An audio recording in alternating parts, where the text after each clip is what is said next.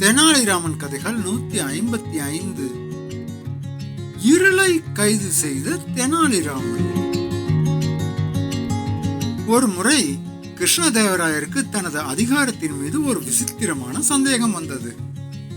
எனது அரசாட்சியில் சூரியன் சந்திரன் கூட என் பேச்சை கேட்க வேண்டும்.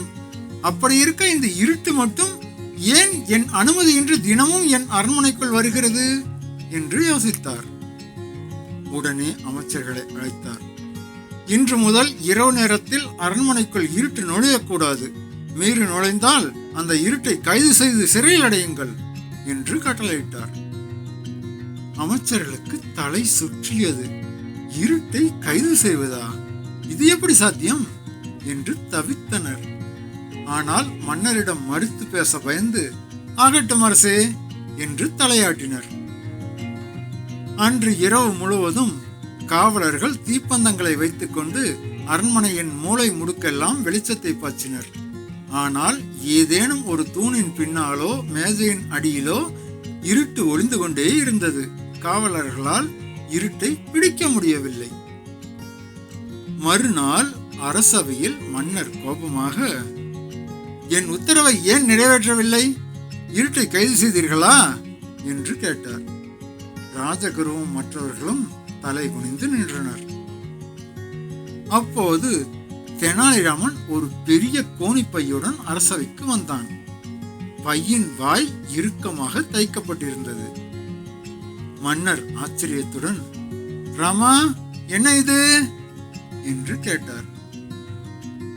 தெனாலிராமன் பணிவுடன், அரசே, உங்கள் உத்தரவுப்படி என் வீட்டுக்குள் ஒளிந்திருந்த இருட்டை கஷ்டப்பட்டு பிடித்து இந்த கோணிப்பைக்குள் அடைத்துக் கொண்டு வந்திருக்கிறேன் என்றான்.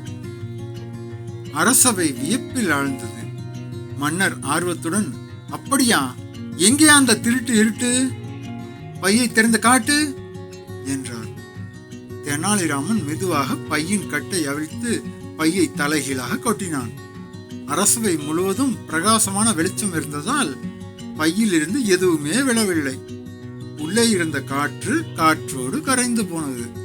தெனாலிராமன் பதற்றத்துடன் நடிப்பது போல, ஐயோ அரசே, இந்த இருட்டு மிகவும் தந்திரமானது.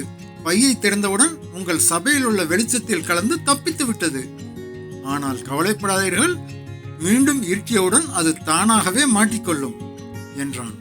மன்னருக்கு புரிந்தது.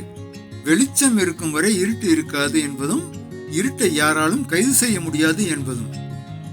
தெனாலிராமன் சொல்லாமல் சொன்ன பாடம் இது என்று உணர்ந்தார். ராமா, இயற்கையை யாராலும் வெல்ல முடியாது என்பதை எனக்கு புரிய வைத்து விட்டாய் என்று கூறி மன்னர் சிரித்துக் கொண்டே தனது விசித்திரமான உத்தரவை திரும்ப பெற்றார். வழக்கம் போல அரசர் தெனாலிராமனை பாராட்டினார்.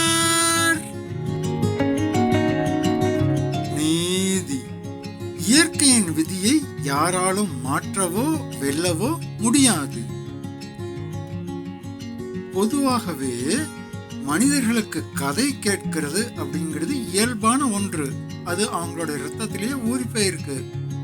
அதை நீங்க மாத்தவோ வெல்லவோ முடியாது. அதுக்கு பேசாம நீங்க இந்த சேனலை சப்ஸ்கிரைப் பண்ணிட்டீங்கன்னா இந்த மாதிரி கதைகள் உங்களுக்கு வந்துகிட்டே இருக்கும்.